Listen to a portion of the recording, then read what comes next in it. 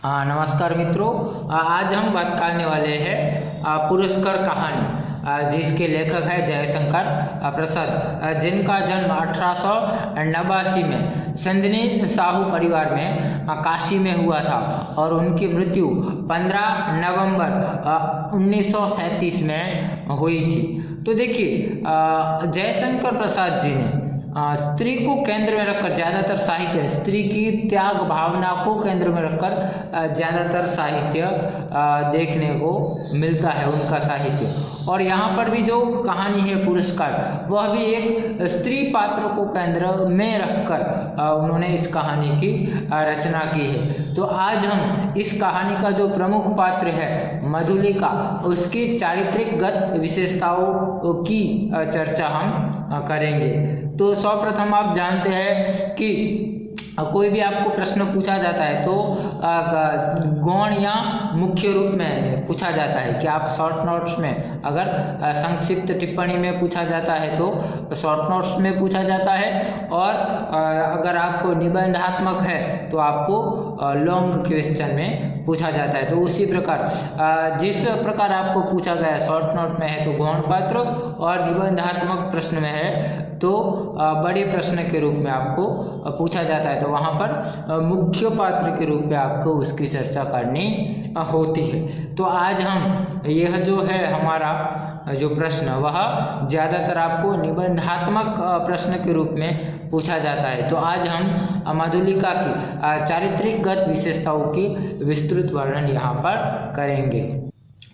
प्रथम विशेषता बनेगी प्रमुख पात्र के रूप में। तो यहाँ पर देखिए, जो मधुलिका का जो चरित्र है वह प्रमुख पात्र के रूप में हमारे सामने आता है। तो पूरी की पूरी कहानी में जो मधुलिका है उसको केंद्र में रखकर लेखक ने पूरी कहानी की कथा वस्तु का निर्माण किया है। अगर हम मधुलिका के पात्र को निकाल देते हैं तो कुछ बचता नहीं है। बाकी जो भी पात्र आए हैं, चाहे राजा हो, चाहे मंत्री हो, चाहे अरुण हो, चाहे सिपाही हो, ज़्यादातर जो पात्र है वह मधुलिका के पात्र को आगे बढ़ाते हैं और उसकी चारित्रिक विशेषताओं को हमारे सामने रखते हुए नजर आते हैं। तो इस प्रकार कह सकते हैं कि लेखक का जो उद्देश्य है, जो वह बताना चाहते हैं, वह सब कुछ वह मधुलिका के पात्र के माध्यम से बताते हुए नजर आते हैं। तो हम कह सकते हैं कि मधुलिका का जो पात्र है वह लेखक का प्रिय पात्र है और उसको केंद्र में रखकर ही कहानी का निर्माण हुआ है। तो हम कह सकते हैं कि वह प्रमुख पात्र के रूप में हमारे सामने आती है। अगली विशेषता बनेगी कृषक कुमारी के रूप में। तो वहाँ पर देखिए, मधुलिका का हमको प्रथम परिचय जब राज्य का जो कृषक उत्सव चल रहा होता है वहाँ पर होता है, तो सर्वप्रथम दर्शन उसके वह राजा को बीज देते हुए नजर आती है और वहाँ पर स्पष्ट होता है कि वह एक कृषक कन्या है और आज जो यह जो बीज बोने का जो उत्सव होने वाला है वह मधुलिका के खेत में होने वाला है, और इसलिए जो वह एक कृषक कन्या है, उनके परिवार का परिचय बाद में मिलता है, मगर वह हमारे सामने एक कृषक कन्या के रूप में आती है। तो यहाँ पर देखिए, लेखक जो वर्णन करते हैं कि बीजों का एक थाल लिए कुमारी मधुलिका महाराज के साथ थी। बीज बोते हुए महाराज जब हाथ बजाते तब मधुलिका उनके सामने थाल कर देती थी। यह खेत मधुलिका का था जो इस साल महाराज ने खेती के लिए चुना था, इसलिए बीज देने का सम्मान मधुलिका को प्राप्त हुआ था। वह कुमारी थी, सुंदरी थी, कौशल वसन उसके शरीर पर इधर उधर लहलाता हुआ स्वयं शोभित था। वह कभी उसे संभालती और कभी अपने रूखे अलकों को। कृषक बालिका के शुभ्र भाल पर श्रम कणों की भी कमी न थी। तो इस प्रकार देखिए कि वह कार्य कर रही थी, तब उसके माथे के ऊपर पसीना भी आ रहा था, तो उसकी बूंदें भी वहाँ पर दिखाई देती है। तो इस प्रकार वह एक श्रम करती हुई बालिका के रूप में हमारे सामने आती है और वह उसका खेत था, तो इसलिए हम कह सकते हैं कि वह एक कृषक कुमारी के रूप में हमारे सामने आती है और आज जो उत्सव था वह उसके खेत में होने वाला था। तो इस प्रकार हम कह सकते हैं कि वह एक कृषक बालिका के रूप में हमारे सामने आती है। हाँ, अगली विशेषता बनेगी स्वर्ण मुद्रा को न्योछावर करने वाला पात्र। तो जब देखिए यह जो उत्सव हुआ, जैसे ही वह उत्सव समाप्त हुआ तो उसका खेत जो था वह इस साल के लिए वह राजा के आश्रित हो गया था, तो इसीलिए उसके बदले मधुलिका को राज दरबार से उसको स्वर्ण मुद्राएं दी जाती है। तो वह राज का सम्मान करते हुए वह स्वर्ण मुद्राएं ग्रहण करती है, मगर उसके बाद वह सारी की सारी मुद्राएं जो है वह राजा के ऊपर न्योछावर कर देती है। तो हम देखते हैं कि ज़्यादातर जो लोग हैं वह स्वर्ण मुद्राएं पाकर खुश हो जाते हैं, मगर यहाँ पर देखिए उसके परिवार में और कोई नहीं है, उसकी देखभाल करने वाला भी और कोई नहीं है, मगर फिर भी वह जितनी भी स्वर्ण मुद्राएं उसको उसके खेत के प्रति मिली थी वह सारी की सारी स्वर्ण मुद्राएं राजा पर न्योछावर कर देती है। तो इस प्रकार वह एकदम जो सम्मानित व्यक्ति है वह बिल्कुल भी लालच नहीं रखती और सारी की सारी स्वर्ण मुद्राएं वह न्योछावर कर देती है। तो इस प्रकार एक स्वर्ण मुद्राएं न्योछावर करने वाले पात्र के रूप में वह हमारे सामने आती है। उसके बाद देखिए अगली विशेषता बनेगी पुरखों का सम्मान करने वाले पात्र के रूप में। तो पुरखों का सम्मान करने वाले पात्र के रूप में हम कब कह सकते हैं कि जैसे ही उसको वह स्वर्ण मुद्राएं दी जाती है तो वह क्या करती है, वह सारी की सारी मुद्राएं न्योछावर कर देती है। क्यों न्योछावर कर देती है, तो उसके उत्तर में वह कहती है कि मैं अपने पितृ और पितामहों की जो पुरखों की भूमि है उसके बदले मैं यह भूमि दान में देने के लिए तैयार हूँ, मगर यह बेचने के लिए तैयार नहीं हूँ। इस भूमि से मेरी सहृदयता बंधी हुई है, इसलिए मैं इसको बेच नहीं सकती, इसके बदले स्वर्ण मुद्राएं नहीं ले सकती। तो इस प्रकार कह सकते हैं कि वह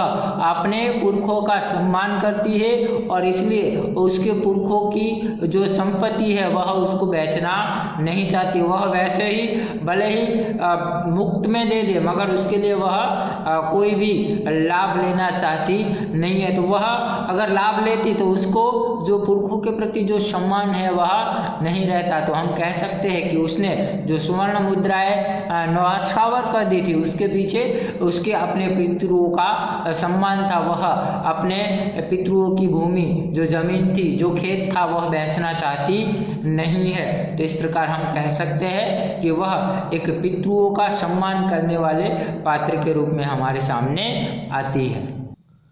अगली विशेषता बनेगी राज्य का सम्मान करने वाले पात्र के रूप में। अब देखिए राज्य का सम्मान करने वाले पात्र के रूप में हम कैसे कहेंगे, तो हम जानते हैं कि जैसे ही कथा वस्तु आगे बढ़ती है वह न्योछावर कर देती है तो राजा को आश्चर्य होता है, उसकी भ्रुकुटी तन जाती है। तो फिर उसको पूछता है कि तुमने ऐसा क्यों किया, तो वह कहती है कि मैं अपने पुरखों का सम्मान करती हूँ और इसलिए मैं यह स्वर्ण मुद्राएं ग्रहण नहीं कर सकती। तो तभी देखिए मंत्री कहता है कि यह तो राज्य का अपमान है, तुमको दंड भुगतना पड़ेगा। तो वह कहती है कि नहीं, कि मैं राज्य का अपमान करना नहीं चाहती, मगर यह जो मेरे पितरों के प्रति जो सम्मान है वह है। अगर मुझे राज्य का अपमान करना होता तो मैं यह जो मेरा खेत है वह भी, जमीन जो है वह भी नहीं देती और मना कर देती, यह उत्सव करने ही नहीं देती। इसलिए आपने जो स्वर्ण मुद्राएं दी और उसका सम्मान करते हुए मैं आपको खेत देने के लिए तैयार हूँ। तो यहाँ पर देखिए वह खेत देने के लिए कहीं भी विरोध करती हुई नजर नहीं आती है। तो इस प्रकार कह सकते हैं कि वह राज्य का सम्मान करने वाले पात्र के रूप में वह हमारे सामने आती है। और इस प्रकार देखिए राज्य के सम्मान के लिए ही इसके पिताजी जो सिंहमित्र थे उन्होंने भी बलिदान दिया था। और आगे जाके कहानी के अंत में भी हम देख सकते हैं कि किस प्रकार उसने राज्य को बाहरी आक्रमण का संदेश भेजकर वह राज्य को किसी और के कब्जे में होने से बचाती है। तो इस प्रकार हम कह सकते हैं कि वह राज्य का सम्मान करने वाली पात्र के रूप में वह हमारे सामने आती है। अगली विशेषता बनेगी स्वाभिमानी पात्र के रूप में। स्वाभिमानी पात्र के रूप में हम कैसे कहेंगे क्या हम जानते हैं कि उसकी संपत्ति जो थी वह उसके पितरों का एक खेत ही था, मगर फिर भी देखिए वह उसकी स्वर्ण मुद्राएं भी न्यौछावर कर देती है और कुछ भी सहायता लेने से वह मना कर देती है। और वह खुद कृषक होने के बावजूद भी वह देखिए दूसरों के खेतों में काम करके वह कहीं भी भीख मांगने की, या जब कहा जाता है कि तुम्हारी रक्षा अब राज्य करेगा, तो वह कहती है मैं अकेले ही नहीं, पूरा जो राज्य है पूरे राज्य के जितने भी लोग हैं सभी लोगों का जो सम्मान करना या रक्षा करना वह राज्य की जिम्मेदारी है। और फिर भी देखिए वह खुद आत्मसम्मानी और स्वाभिमानी है, इसलिए खुद दूसरों के खेतों में कार्य करके वह अपना जीवन चला रही है। उसकी जो झोपड़ी है वह भी टूट फूटी गई है उसका, फिर भी देखिए कि वह कहीं भी किसी के आगे भी वह हाथ फैलाती नजर नहीं आती है। वह अपने शरीर को कष्ट देकर भी वह आत्मसम्मानी और स्वाभिमानी व्यक्ति है, इसलिए श्रम करके वह अपना गुजरान करती है, मगर किसी से, चाहे राज्य से या किसी और व्यक्ति से, कहीं से भी वह किसी के आगे सहायता लेते हुए नजर नहीं आती है। तो वह किसी से सहायता नहीं लेती, यही इसका स्वाभिमान का गुण है। तो इस प्रकार कह सकते हैं कि वह एक स्वाभिमानी युवती के रूप में हमारे सामने आती है। अगली विशेषता होगी अरुण से प्रेम करने वाले पात्र के रूप में। हम देखते हैं कि वह जो उत्सव हुआ था तो वहाँ पर मगध का जो राजकुमार था अरुण, वह उस उत्सव में आया है और वहाँ पर उसको देखकर ही आकर्षित हो जाता है, मगर उसको जब पता चलता है कि उसने राज्य की स्वर्ण मुद्राएं न्यौछावर कर दी तो वह उससे मिलने के लिए जाता है और वह कहता है कि मैं तुम्हारे लिए कुछ भी कर सकता हूँ। उसके बाद देखिए वह कुछ भी स्वीकार करने के लिए तैयार नहीं, कहती कि नहीं, मैं तो एक सामान्य व्यक्ति और तुम कौन हो, राजकुमार हो, इसलिए तुम्हारा और मेरा मेल नहीं हो सकता। तो इस प्रकार वह उसको तब मना तो कर देती है, मगर उसके बाद भी देखिए कई सालों तक उसको जो राजकुमार की जो वह प्रथम मुलाकात थी वह हमेशा याद रखती है और मन ही मन वह उससे प्रेम करती है और वह शायद उसको मिलने के लिए आएगा, इस आशा में वह बैठी रहती है। तो इस प्रकार कह सकते हैं कि भले ही उसने मना कर दिया था मगर मन ही मन वह अरुण से प्रेम करती है और जब वापस अरुण उससे मिलने आता है तो उससे वह मिलती है और आगे उसकी योजना में भी वह हिस्सा लेती है। तो इस प्रकार कह सकते हैं कि वह अरुण से प्रेम करने वाले पात्र के रूप में भी हमारे सामने आती है।